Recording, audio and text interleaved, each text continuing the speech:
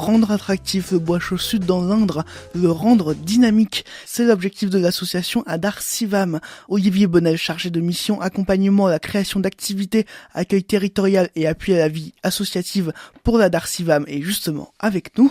Olivier Bonnel, il y a quelques jours, votre association organisait un apéro accueil à Vigeon, un bon moyen de faire rencontrer des personnes habitant depuis peu sur le territoire et d'autres présents depuis bien plus longtemps. Olivier Bonnel, pour ceux habitant depuis longtemps dans le Bois-Chaud-Sud, c'est à eux de montrer toute la richesse du territoire. Oui, il appartient à chacun de dire pourquoi il apprécie de vivre ici et je pense qu'aujourd'hui c'est un atout pour le territoire d'accueillir de nouveaux arrivants parce que on le sait, il y a une perte démographique qui est importante et donc c'est aujourd'hui l'occasion de valoriser en fait les ressources qu'on a ici et pour ça il faut en parler de façon positive. Cet apéro accueil finalement, est-ce qu'il est compatible avec le slogan de votre association pour un Bois-Chaud-Sud vivant et solidaire ? Et oui, tout à fait, puisque le but c'est de mettre en avant des initiatives locales et de montrer ce qui fait la vitalité du territoire. L'objectif de votre association de manière générale, c'est quoi là ? Alors l'objectif de l'ADAR, c'est d'animer, de promouvoir et de développer le territoire du Bois-Chaud-Sud. Donc tout ça se fait à travers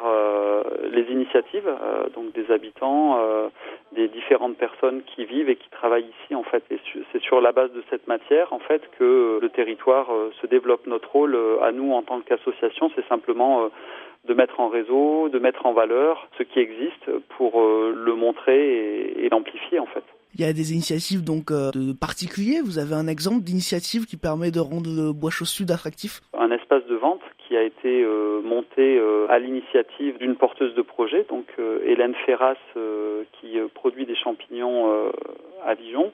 Elle loue en fait un bâtiment qui a été réhabilité par la communauté de communes La Châtre-Sainte-Sévère et elle y a installé un espace de production de champignons. Donc elle vend des pleurotes et des shiitakes. Comme le local dispose d'un petit espace qui lui permet de présenter ses produits, elle a proposé à d'autres producteurs du secteur de s'associer à elle pour présenter leurs produits. Donc on y trouve également du fromage de vache, on y trouve du jus de pomme et des pommes notamment. Et voilà, je crois que ça va s'enrichir progressivement. Donc c'est une initiative qui permet d'attirer finalement du monde dans le Bois-Chaud-Sud. Voilà, ça contribue à faire un lieu d'échange, à trouver des produits locaux, à faire connaître aussi ces produits sur place et bien sûr à favoriser les rencontres dans cette localité. De manière générale, comment est-ce qu'on dynamise un territoire ? Comment on dynamise un territoire ? Je pense qu'il faut déjà partir de l'existant et de ce que les gens ont envie de faire. Voilà, on ne crée pas des choses ex nihilo. En tout cas, c'est pas du tout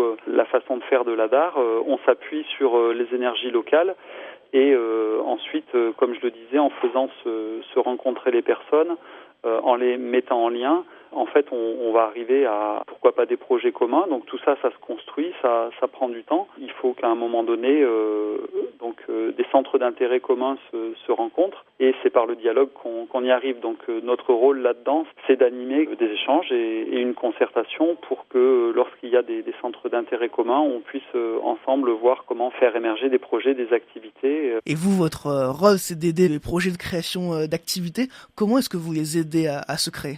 Alors, on a des outils spécifiques pour ça. Je parlais de la mise en réseau. En ce qui concerne la création d'activités économiques, on propose deux choses. On propose des ateliers. Donc, vous me tendez une perche pour dire qu'effectivement, là, on va lancer un nouveau cycle d'ateliers de la création. Donc, les personnes qui le souhaitent peuvent s'inscrire. La liste est ouverte. Donc, il s'agit en fait d'aider les personnes ayant une ou des idées de projet à justement en étudier la faisabilité, la cohérence, à planifier leur lancement, donc en apprenant à maîtriser des outils de gestion, en connaissant tout ce qu'implique une création d'activité et par quoi il faut en passer pour se faire connaître et développer. Donc ce sont des ateliers collectifs où on valorise le savoir-faire de tout un chacun.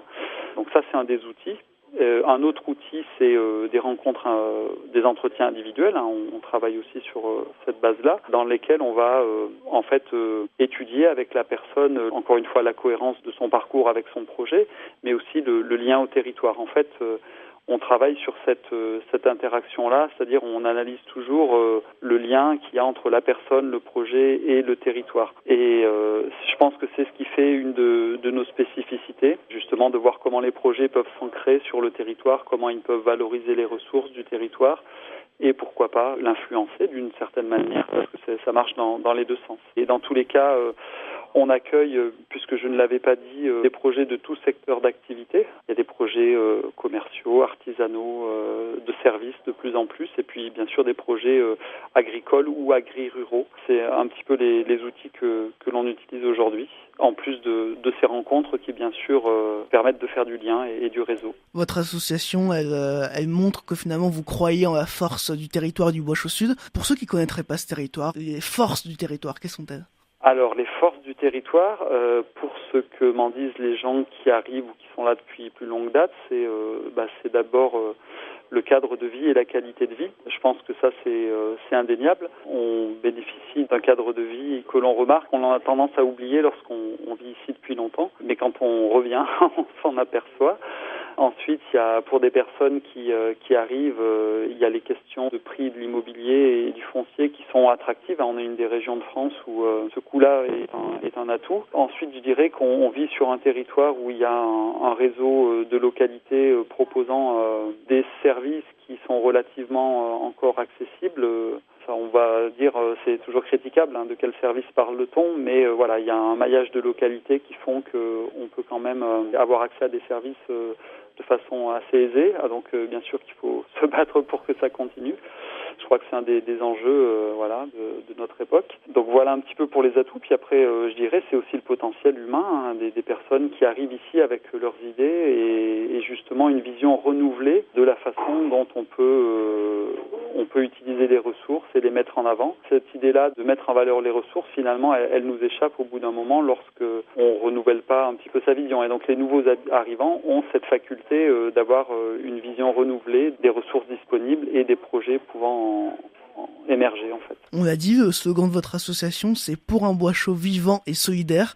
L'attractivité d'un territoire, ça passe par la solidarité ? Bien sûr, c'est un des éléments, le lien social, qui nous donne à penser qu'il faut aujourd'hui l'entretenir et le conserver. Et c'est ce que remarquent aussi les gens qui arrivent ici, c'est que en fait, ils sont tout simplement accueillis par un sourire ou un regard, chose qui n'est pas toujours le cas dans les villes, les villes aujourd'hui, ou dans peut-être d'autres territoires. En tout cas, c'est quelque chose qui est remarqué ici, et je pense que c'est une chance. Donc, ce lien social, il est bien sûr à valoriser. Cet accueil positif, finalement, il permet à ceux qui arrivent de rester, d'avoir envie de rester. Oui, donc tout ça s'entretient et ça se construit. Donc l'hospitalité d'un territoire, ça se construit, ça se décrète pas. Une politique d'accueil, de la même manière, ça se construit et ça ne se décrète pas. Donc ça se construit par l'image qu'on en donne. Donc justement, pourquoi il est important de communiquer sur nos ressources, sur les atouts, sur la passion ou l'enthousiasme qu'on a d'habiter ici. Et du coup, c'est un ensemble de facteurs. Donc ça va être, comme je le disais tout à l'heure, le cadre de vie, les aménités du territoire, l'environnement qui donne envie de venir séjourner ou habiter ici. Ensuite, c'est l'offre de services et l'offre d'emploi qui peuvent exister, d'où l'intérêt d'avoir des passerelles, des liens entre les organismes qui proposent des emplois ou qui accompagnent à la création d'activités, pour que quand par exemple un couple arrive, lui qui aura trouvé un travail puisse rester, mais aussi son épouse, donc si par exemple elle doit de son côté trouver un emploi ou créer, donc montrer ses opportunités. Et puis après, un élément qui est aussi important, c'est de faire connaître cette offre d'accompagnement pour qu'elle soit visible et repérable à l'extérieur. Donc c'est cet ensemble en fait de choses qui va faire qu'un territoire est quelque part désirable et qu'on peut avoir envie de venir s'y installer et d'y rester. Merci Olivier Bonnel. On rappelle que vous êtes chargé de mission accompagnement à la création d'activités, accueil territorial et appui à la vie associative pour l'ADAR Civam. Vous nous parliez de la manière dont l'ADAR Civam justement rend attractif le Bois-Chaux-Sud.